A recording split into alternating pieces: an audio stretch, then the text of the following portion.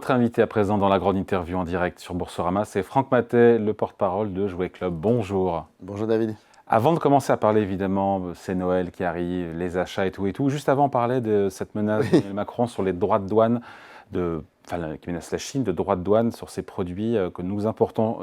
Si ça devait arriver, je me disais que vous, dans votre industrie, 90% ou plus des produits sont fabriqués en Chine, non? Alors beaucoup moins en réalité. Moins que ça. On est autour de 52-53% selon les sources, parce qu'on a une industrie du jouet européenne qui est plutôt dynamique, qui a su prendre des parts de marché. Je pense à Lego par exemple, dans la construction, mais on a aussi 15% de parts de marché de marques françaises, comme Smoby, Ecoiffier ou Santosphère. Donc on résiste parce qu'il y a de la créativité. Mais c'est vrai qu'ensuite, le marché du jouet, c'est un territoire des grandes marques, notamment de marques internationales, et que pour la plupart d'entre elles, elles font fabriquer les jouets en Chine ou en Asie. Donc si demain, il y avait une politique tarifaire au niveau de la douane qui changeait, eh bien, ça aurait effectivement un impact sur le prix de vente consommateur. Je trouve vachement chouette en tout cas que c'est bien que, encore une fois, qu'on ait seulement, finalement 50%, ça paraît beaucoup déjà, mais au pire du pire, entre guillemets, on était à combien en importation en jouets fabriqués en Chine? Alors, il y a une quinzaine d'années, c'était 67% de part de jouets importés. Donc en fait, ce qui s'est passé, c'est qu'il y a eu débat de la créativité européenne qui a permis de gagner des parts de marché. Et puis, il y a des fabricants qui sont apparus. Et puis, il y a aussi l'ensemble d'une filière. Parce que finalement, produire, c'est bien, mais il faut aussi vendre. Et donc, les parts de marché, notamment des enseignes spécialistes, comme Jouet Club ou la Grande Récré, eh bien, font qu'il y a des débouchés qui sont ouverts pour cette industrie européenne du jouet. Et c'est ce qui explique finalement la force de cette industrie dans le paysage du marché. Alors, comment démarre cette saison, cette fin d'année? On sait que c'est une période importante pour l'industrie du jouet. Le mois de décembre, c'est quoi? C'est combien de pourcentage? C'est un peu plus, entre 30 et 35% de parts de marché selon les enseignes. Un tiers de l'année se fait en quelques semaines. En un mois, voilà, quasiment en un mois. Donc c'est un mois essentiel pour nous. On est plutôt sur une dynamique positive, puisque malgré l'environnement géopolitique, malgré la crise politique, les Français ont envie encore de faire plaisir à Noël. Oui, parce que Noël, c'est notre fête préférée. Et puis la bonne nouvelle, c'est qu'on a une clientèle qui s'est élargie vers les adolescents et les adultes. Et donc ça, ce sont des leviers de croissance qui permettent aujourd'hui d'espérer un atterrissage de l'année 2025 autour de 5% de croissance, ce qui serait assez historique, puisqu'on sort de 2 années de repli. Donc on est quoi comme décroissance pendant 2 ans là? Eh bien en fait, l'année dernière, on était à moins 0,7. L'année d'avant, en 2023, on était à moins 3%. On avait fait une année 2022 qui était plutôt positive. Donc tiré par quoi? Donc tiré par ce marché ce qu'on appelle les kidultes? Oui, alors on n'emploie pas ce terme parce qu'en réalité il y a une notion de régressivité, alors que l'adulte d'aujourd'hui, eh bien, il joue parce que les héros d'un côté, parce que des Il joue à quoi? L'adulte, il joue à quoi? Il joue à la construction d'abord, donc ils se font plaisir en construisant des voitures, en construisant des monuments historiques, ou simplement des bouquets de fleurs qui sont très offerts, notamment à la fête des mères, la Saint-Valentin et bien sûr pour Noël. Il y a les jeux de société qui permettent de se retrouver autour d'une table et de partager des bons moments. Et là, c'est plutôt des jeux à base de cartes. Donc en fait, on va chercher de l'ambiance. Ce sont des parties courtes, 15-30 minutes, et c'est de l'ambiance et des émotions toujours très positives. C'est ce marché qui tire le marché du jouet au sens large? C'est ça. C'est-à-dire que... Qui représente combien d'ailleurs aujourd'hui? Alors, le marché du jouet, ça va être un peu plus de 4,5 milliards d'euros cette année. On a une natalité qui est en baisse, donc naturellement des enfants moins nombreux, donc des joueurs enfants moins nombreux. Mais malgré tout, sur cette catégorie enfants, on a un peu de croissance cette année. On sera un peu plus de 1% de croissance sur l'année 2025. Et puis après, ce sont les adolescents et les adultes qui arrivent en force. C'est eux qui tirent le marché. C'est eux qui tirent le marché du jouet. Donc, j'ai envie de dire la vraie croissance, la vraie croissance c'est 1%. Non, la vraie croissance c'est 5% évidemment. C'est 5%, oui. Mais le 1% c'est le cadeau aux enfants. C'est le marché naturel en fait, c'est la clientèle naturelle. Et ce qui est intéressant, c'est que cette croissance, elle est là parce que le marché du jouet, c'est un marché d'offres. Et les fabricants ont compris qu'il y avait une évolution des comportements chez les ados et chez les adultes. Et donc, ils ont innové. Ils ont beaucoup investi dans le développement de nouvelles gammes et aujourd'hui, on arrive vraiment à la maturité de cette nouvelle collection vers les ados et les adultes et c'est ce qui explique cette croissance si forte. Et ça pèse combien ce marché des ados et des adultes? C'est 30%. C'est 1,5 milliard. Voilà, donc c'est presque 1,5 milliard. Et en hausse donc pour le coup. Là, on se rend. Alors, je sais faire le calcul. Je laisse faire le calcul, David. Non, ça fait quoi? C'est à 2 chiffres? C'est une hausse à 2 chiffres? Oui, c'est une hausse de plus de 10%. Donc, il reste encore beaucoup à faire parce qu'en réalité, ils sont sur des catégories qui se consomment surtout sur le mois de décembre. Donc, on a des perspectives très encourageantes. J'avoue que pour le Black Friday, moi j'ai acheté mes cadeaux de Noël au moment du Black Friday, ce que je n'avais jamais fait. Ouais.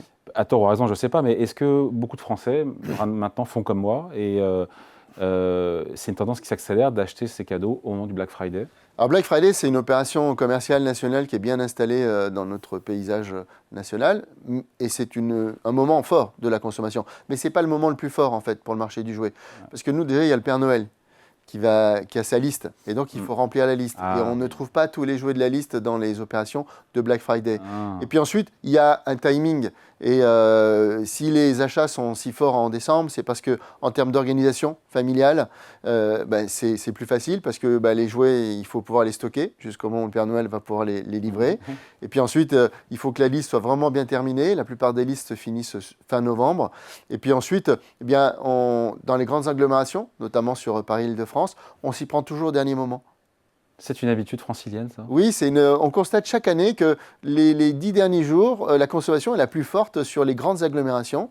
Pas francilienne. Alors, Paris, c'est vraiment ouais. Mais après, il y a du Lyon, il y a du Marseille, Toulouse, Bordeaux, par exemple. Et oui, parce que les gens vraiment s'y prennent toujours au dernier moment. Bon, et au dernier moment, on trouve il n'y a pas de problème de choix, de livraison, d'approvisionnement. On trouve toujours ce qu'on veut en dernière minute. Il y a toujours des sujets, effectivement, sur la disponibilité des produits, notamment les plus demandés. C'est pour ça que notre conseil, c'est de dire venez acheter lorsque votre liste elle est faite ou lorsque votre idée, pour les adultes, elle est fixée. Tant que les prix ne bougent pas. Les prix ne bougent pas. Hein. Nous, chez Jouet Club, on a bloqué tous les prix du catalogue jusqu'au 24 décembre. C'est une pratique de marché, ça? Alors, ce n'est pas une pratique de marché chez tout le monde, parce qu'on est dans un marché où il y a des tensions entre l'offre et la demande, et donc certains vont avoir des pratiques d'ajustement des prix par rapport à la demande. Dans les deux sens? Alors souvent dans le sens de la hausse en fait, parce que c'est plus sur des ruptures que là on peut faire des opérations d'ajustement du prix. Mais nous on a décidé de conserver en fait la stabilité des prix. Donc ce qui est dans le catalogue est valable jusqu'au 25 décembre. S'il y a croissance, Franck Mathey, du marché, est-ce que ça veut dire pour autant qu'il y a croissance des budgets consacrés aux cadeaux de Noël? Non. Quand on voit les différents baromètres, on se dit que... Oui, alors... On fait tous un peu attention, quoi. Surtout les baromètres, c'est pour les cadeaux en général, on va dire. Mais dans le marché du jouet, on a toujours été un peu privilégié et préservé, en fait, en faveur. Oui, on baisse le budget du cadeau qu'on offre à son frère ou à sa sœur, mais pas aux enfants. Ou on va réduire un peu sur l'alimentaire. Mais sur le marché du jouet, les enfants sont vraiment privilégiés. On a toujours vu en temps de crise des arbitrages en faveur des jouets. Et puis là, pour les adultes, c'est pareil. En fait, on a envie de se faire plaisir. Donc, on va s'acheter la boîte de jeux de construction ou de jeux de société dont on a eu envie tout au long de l'année. Et pour ceux qui ont des budgets serrés, qu'est-ce que vous faites chez Jouet Club pour aider les familles qui veulent offrir des cadeaux, mais qui ont les budgets serrés? Alors, ce qu'il faut savoir, c'est que souvent, les cadeaux de Noël, c'est des cadeaux de famille. Donc, en fait, on va réunir l'ensemble de la famille et on va privilégier les choix prioritaires des enfants. Ensuite, on a des formules de paiement en 3 fois sans frais. Donc ça permet d'étaler ces achats. Et puis, malgré tout, il y a toujours des promotions. On a des promotions dans le catalogue qui restent présentes. On a fait le week-end dernier un grand week-end de promotion sur plus de 10 000 jeux et jouets. Sur ceux qui se vendent moins bien, pardon, je pose la question, ou même sur les produits Non, même sur ceux qui se vendent bien, puisqu'il y avait des marques phares qui étaient concernées par les opérations promotionnelles. Et en réalité, ce qui est important, c'est que nous, on maintient ces efforts promotionnels parce qu'aujourd'hui, en fait, il y a une vraie attente des consommateurs sur les promotions. C'est-à-dire qu'on est plus fixé sur une promotion que sur un prix. Donc, c'est plutôt promotion, ça. C'est quoi? C'est 5, 10, 15, 20, 30 5, 10, 20, 30, parfois le deuxième à moins 50%. Donc, il y a vraiment des belles opérations qui peuvent être faites dans les magasins. Non, en fait, on va dans le sens de ce qu'attendent les consommateurs aujourd'hui. Il y a une concurrence extrêmement forte. J'allais y venir. Et ça joue. Et nous, on voit depuis les fortes périodes d'inflation il y a 3 ans, bien chez Jouet Club, on a augmenté l'intensité promotionnelle de nos actions, notamment sur Noël. Inflation des prix, c'est vrai qu'il n'y a plus d'inflation maintenant en termes de prix? Non, les prix sont stables. Donc ça, c'est une bonne nouvelle. C'est plutôt en fait le choix des clients en faveur de tel ou tel type de produit qui peut faire varier le prix de vente moyen d'un jouet. Mais en réalité, par rapport au tarif, il n'y a pas d'augmentation en 2025. Sur les produits stars, justement, ce Noël 2025, c'est quoi les 3-4 produits qui s'arrachent là? Alors, on a les jeux de société. Donc, vous avez Flip 7 ou La Suite Infernale, par exemple. Donc, je vous aurais posé la même question l'an dernier, c'était les mêmes jeux? Non, c'est différent en fait, ça évolue. Donc là, c'est des nouveautés.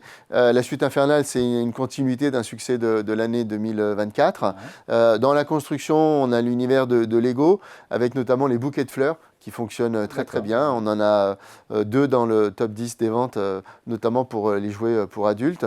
Et puis ensuite, c'est des jouets extraordinaires. Vous avez la console TV, LeapMove, qui permet de se projeter en fait dans un jeu vidéo et l'enfant est acteur du jeu, c'est lui qui joue avec ses bras, avec ses mains, avec sa tête. Tout ça, c'est assez extraordinaire. Vous avez un dinosaure qui éclot de son œuf, donc Primal Hawk. Donc là, on assiste à la naissance d'un dinosaure et ensuite ça devient le compagnon de jeu. Ça aussi, c'est assez incroyable. Et puis pour les plus grands, vous avez une nouveauté cette année, c'est ce qu'on appelle des book notes ou des scènes de vie à construire. Par exemple, un bar à chat, par exemple, un espace de salon, par exemple, une pièce de manoir. Ça, c'est de la construction, c'est du loisir créatif, c'est pour les ados et c'est pour les adultes. Et dans les jeux qu'on retrouve chaque année, ou les jouets qu'on retrouve chaque année, toujours dans ce qui se vend le mieux? Toujours les marques comme Barbie, comme Playmobil, comme VTech pour les plus jeunes, oui, okay. Smoby pour tout ce qui est jouets d'imitation. Des marques émergentes alors sinon? Dans les marques émergentes, aujourd'hui vous avez... Il y a de la place encore, on peut émerger en partant comme ça de nulle part? Oui, on arrive à émerger parce que finalement, alors quand on n'est pas dans l'industrie lourde, le ticket d'entrée il est raisonnable, il n'y a pas vraiment de barrière à l'entrée. Et puis sinon, il y a aussi la sous-traitance. Donc vous pouvez être créateur et ensuite vous allez fabriquer. Donc vous avez des marques comme Piu et Merveille par exemple qui a relocalisé sa peluche en France. Vous avez des éditeurs de jeux de loisirs créatifs ou éducatifs comme par exemple Etoilium, qui est un jouet fabriqué en France qui permet d'apprendre des notions scolaires de la maternelle jusqu'au collège, donc sans pile, sans écran. Donc voilà, on arrive à rentrer, c'est parfois compliqué, mais c'est là que la filière, et notamment les enseignes spécialistes, ont un rôle à jouer, parce que nous leur permettons d'avoir les produits à disposition des clients dans nos rayons, et ça, c'est une débouchée qui est très importante pour eux. Le budget moyen, je n'ai pas posé la question. Alors le budget moyen des cadeaux de Noël pour les enfants, c'est 250 €. Pour les adultes, on est autour de 150 € en moyenne. Donc on voit que c'est des valeurs qui restent fortes. Et pour les enfants, c'est la valeur la plus importante de l'Europe. Bon, un petit mot juste avant de se quitter sur la concurrence, on l'évoquait à demi-mot, elle est forte, il y a Amazon, la grande distribution, les discounters. Comment est-ce que Jouet Club fait pour se différencier de toute cette concurrence qui est acharnée? Alors c'est une concurrence qui existe depuis toujours et en fait... qui s'est renforcée. Qui s'est renforcée parce qu'elle s'est démultipliée. Ouais. Et notamment, vous en parliez précédemment avec les plateformes de places de marché chinoises. En réalité, nous, c'est d'abord le choix. C'est la largeur de l'offre. Dans un magasin, en moyenne, c'est 20 000 références différentes. Donc, sur Internet, les références, il y en a encore plus. Oui, mais vous ne les voyez pas. Ouais, parce que vous êtes sur votre écran. Alors, si c'est sur un smartphone, c'est tout petit. Donc, c'est une à une. Alors que dans un magasin, eh bien, d'un seul coup d'œil, vous pouvez tout de suite voir les rayons qui vous intéressent. Et ensuite, dans les rayons, en 3-4 minutes, vous pouvez faire du choix. Et ensuite, vous avez le conseil, l'accompagnement. Ça, c'est très important. Quand vous cherchez une idée, que vous dites, je voudrais une idée d'un cadeau pour une amie qui a 25 ans ou pour un enfant de 5 ans, eh bien, en 3-4 questions, on va vous faire 2-3 propositions. Ensuite, il y a le prix. On est extrêmement compétitif, voire mieux disant à travers nos promotions. Et puis ensuite, c'est la disponibilité, puisque l'enjeu en fait de Noël, c'est surtout d'avoir les jouets que nos clients veulent au moment où ils sont en magasin. Non, mais même, il faut qu'ils soient en magasin. Oui, en plus. Donc, sur Internet, vous avez beaucoup d'acteurs qui, autour du 10 décembre, sur les jouets phares, n'en ont plus. Donc vous pouvez les retrouver à travers leur place de marché, mais 20, 30 ou 50 plus cher que dans nos magasins. Donc vous voyez, ça fait 3 arguments. 30 ou 50%. Plus cher. Ouais. Plus cher, hein, parce que en fait, sur Internet, la loi de l'offre et la demande joue à plein. Il y a des petits malins qui achètent très tôt pour ensuite revendre très cher. C'est un phénomène qu'on voit notamment sur les cartes Pokémon. Donc non, nous, on a vraiment les avantages d'un commerçant spécialiste, c'est-à-dire que nous anticipons. Hein, les jouets de Noël, ça se prépare 1 an à l'avance. Nous passons des commandes en prenant des risques importants, parce qu'on sait qu'il va y avoir des demandes très fortes. Et puis, on supporte les stocks, parce que les jouets de Noël, ils commencent à rentrer dans nos magasins dès le mois d'août. Et là, si vous allez dans les magasins actuellement, les jouets débordent des rayons, tellement il y a du choix, tellement il y a la disponibilité pour tous ces clients qui arrivent. Avec une année, en tout cas, on finit là-dessus, avec une année qui s'annonce bonne, en tout cas pour le marché du jouet, c'est heureux, je veux dire, malgré la concurrence, mais effectivement avec le segment des adultes et des ados c'est une très bonne Noël, en effet, un marché qui risque d'atterrir à plus 5% de croissance par rapport à 2024, eh bien, c'est un encouragement pour toute la filière, en fait, à poursuivre ses actions et ses investissements. Avec peut-être de bonnes surprises ou pas, d'ailleurs. Sur il y aura toujours des bonnes on dit surprises. plus 5%, mais il reste encore un tiers de chiffre d'affaires. Écoutez, déjà, plus 5%, c'est une très très bonne nouvelle. Le week-end était bon, là? Le week-end a été bon. C'était un week-end de promotion. Ouais. Et puis là, on a encore une semaine très forte, et la semaine suivante. Et puis il reste la semaine entre Noël et Jour de l'An, qui est toujours très forte aussi. Allez, merci à vous. Franck Maté, donc le porte-parole de Jouet Club, invité de la grande interview en direct sur Boursorama. Merci à vous. Merci.